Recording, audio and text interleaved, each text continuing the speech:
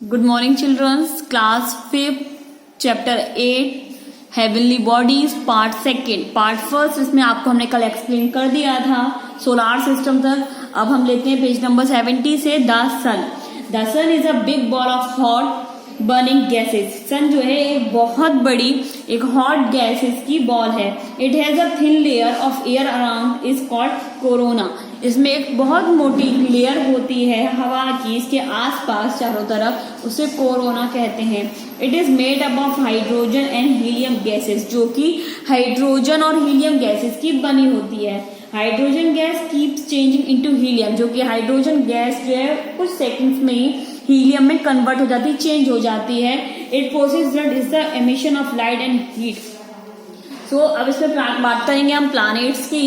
Late us study some of the characteristics of the 8 planet. तो इसमें 8 planets के बारे में जानेंगे. Let us study up some 8 planets. सबसे पहले mercury is a closest planet of the sun. ये सन के बहुत पास में है.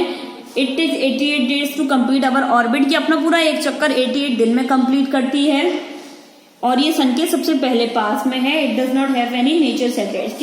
इसके अंदर कोई भी नेचुरल सैटेलाइट नहीं है. Second Venus is the hottest and the brightest planet. Venus जो है वो हॉटेस्ट सबसे गर्म और सबसे चमकीला प्लैनेट है in the solar system. Solar system का सबसे चमकीला और सबसे ज्यादा गर्म प्लैनेट है. It take about 24 days to orbit once around the sun. ये एक सूर्य का एक चक्कर 24 दिन में पूरा करता है. It too does not have any moon, पर और इसके अंदर कोई भी मून नहीं है. Earth it is the only planet that support life. Earth एक ऐसा प्लैनेट है जिसपे जीवन है. It is called the big blue ball planet because 70% of its surface is covered with water. ये ब्लू प्लैनेट के नेम से भी जाना जाता है क्योंकि इसमें करीब इसमें पानी बहुत है. 70% पानी है इस पे. जो इसकी जो जमीन है 70% वाटर से घिरी हुई है. It take about 365 days to go around the sun. It has 1 moon. इस पे एक चांद है और ये अपना पूरा एक चक्कर 365 दिन में कंप्लीट करता है. Mars is called the red planet. ये रेड प्लैनेट के नाम से जाना जाता है. मार्स जो है रेड प्लैनेट के नाम से जाना जाता है. It's covered with red dust. ये लाल कलर की डस्ट से ढका हुआ है. It has 1 moon and it takes about 687 days to go around the sun. ये अपना एक चक्कर 687 डेज में कंप्लीट करता है और उस पे भी 1 मून है, एक मून है. Jupiter is the largest planet of the solar system. Jupiter एक बहुत बड़ा प्लैनेट है सोलर सिस्टम का. इट इज द गियन planet covered by the thick cloud of gases. ये बहुत मोटे गैसेस के क्लाउड से घिरा हुआ है. It take about 12 year to orbit once around the sun. ये सन का चक्कर 12 साल में कंप्लीट करता है. इट हैज 67 मून और इस पे 67 मून है. Saturn it is the second largest planet. ये दूसरे नंबर पे आता है सबसे लार्जेस्ट प्लैनेट में. It is surrounded by rings made up of ice. ये इस पे एक रिंग है गोल. सिर्फ एक रिंग प्लैनेट भी इसे कहा जाता है. इस पे सिर्फ एक रिंग है जो कि आइस की है. रॉक एंड डस्ट पार्टिकल्स, जो कि आइस, रॉक और डस्ट पार्टिकल से बनी है. It make 30 years to go around the sun. It has 62 moons. इस पे 62 मून्स है और अपना ये राउंड 30 डेज में कंप्लीट करता है. Uranus it is the third largest planet. ये तीसरे नंबर पे आता है सबसे बड़े प्लैनेट्स में. It is the first planet that was discovered using a telescope. ये पहला प्लैनेट था जिसकी खोज टेलीस्कोप से की गई थी.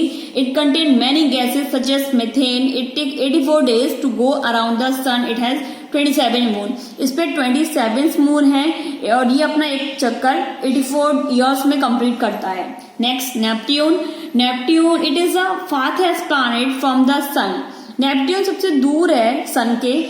It experiences fast blowing storm. It take about 165 years to go around the sun. It has many moon. इस पे बहुत सारे मून और ये अपना एक राउंड जो है 165 ईयर्स में कंप्लीट करता है. तो ये हमारे 8 प्लैनेट्स हो गए. Then the moon. अब मून क्या है? The moon is the only natural satellite of the earth. ये अर्थ की एक नेचुरल सैटेलाइट है. Natural satellite is the celestial body that revolve around the planet. ये celestial body होती है जो कि planets के अराउंड घूमती है. It is about 384,000 kilometre away from the earth. ये लगभग हमारे अर्थ से 384,000 किलोमीटर दूर है. The moon is about 1/4 of the size of the earth. It does not have any light is own. इसकी खुद की कोई लाइट नहीं होती. ये शाइन सिर्फ सन की लाइट से करता है. This is because the moon such closer to the than the sun. क्योंकि ये सन के बहुत करीब है इसलिए सन की लाइट से शाइन करता है. Surface of the moon. Moon की सरफेस सतह कैसी है? The surface of the moon is cold and dry. इसकी सतह ठंडी और सूखी है. It has big mountain and deep holes called craters. इसमें बहुत बड़े बड़े पहाड़ हैं और इसमें बहुत गहरे गहरे होल्स हैं, बहुत गहरे गहरे. It are believe that craters were formed as materials came crashing on the surface of the moon. There is a water on air on the moon. There is no water. वहां पे moon पे कोई भी पानी और हवा नहीं है. The lack of air mean that no sound. यहाँ के लैक्स में कोई साउंड नहीं है. Can be heard on the moon. Moon पे सिर्फ सन्नाटा है, कुछ नहीं सुनाई पड़ता. This because sound waves travel in air. Object feel lighter on the moon like the earth. Earth के मुकाबले the moon also has gravity. जैसे कि हमारी पृथ्वी पे ग्रेविटी है ऐसे मून पे भी ग्रेविटी है. Astronaut can walk easily on the moon. Astronaut जो भी एस्ट्रोनॉट होते हैं, एस्ट्रोनॉट आराम से मून पे चल सकते हैं. Carrying this equipment. This is because the force of gravity of the moon is 6 times less than on earth. पर यह हमारी अर्थ से 6 गुना कम है. Gravity is a force of a large object can pull a smaller object toward itself. The gravity force of the moon is 1/6 of the earth gravity force. ये 6 गुना कम है हमारी पृथ्वी से. इसकी ग्रेविटी जो ग्रेविटी होती है अपनी तरफ खींचती है चीजों को जो उससे हल्की होती हैं. For example 45 kg person would weigh only 7.5 kg on the moon. जैसे का किसी व्यक्ति का वजन 45 kg है पर मून पे उसका सिर्फ 7.5 kg ऑन द मून पे ही उसका वेट पता चलेगा. Since the moon is lighter than the earth the gravity at the moon surface is less. इसलिए वहां की ग्रेविटी कम है और ये हल्का है. Landing on the moon. Moon की सतह. There have been many missions on the moon.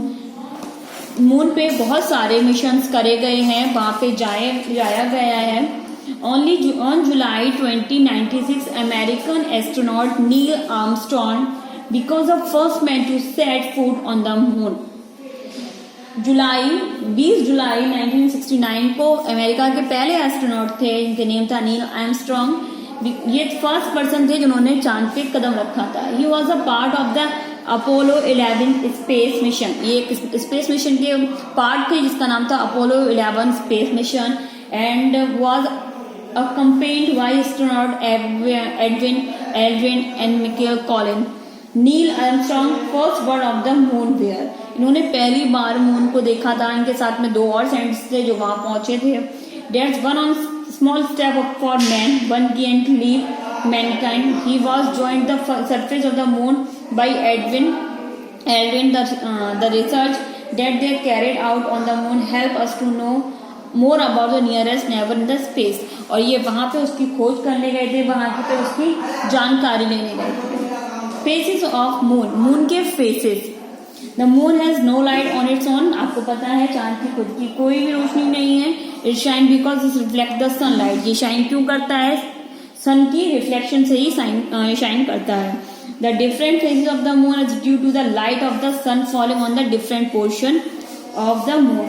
जैसे कि अलग अलग फेसेस पे जैसे कि चांद की सन की रोशनी पड़ती है उतना ही हिस्सा चांद का शाइन करता है और जिस पे नहीं पड़ती है और वो शाइन नहीं करता है.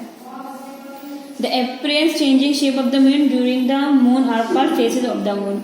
जब चांद घटता बढ़ता रहता है, पूरा होता है, आधा होता है, कम होता है, इसी को जितना वो दिखाई पड़ता है जिस पे शाइन पड़ता है उसी को फेसेस ऑफ मून कहा जाता है. मतलब जो चांद हमें आधा दिखता है, ये चांद के जितने फेसेस होते हैं आपको पेज नंबर 73 पे विद डायग्राम दिखाई पड़ रहे हैं कि ये सन की लाइट पड़ रही है और जितने पे पड़ती है, जब नहीं पड़ती है तो नो मून होता है, जब वो पड़ती है तो फुल मून होता है, ये पूरा दिखा रहे हैं इसके अंदर। तो I hope you understand and इसका थर्ड पार्ट हम आपको कल एक्सप्लेन करते हैं। Thank you.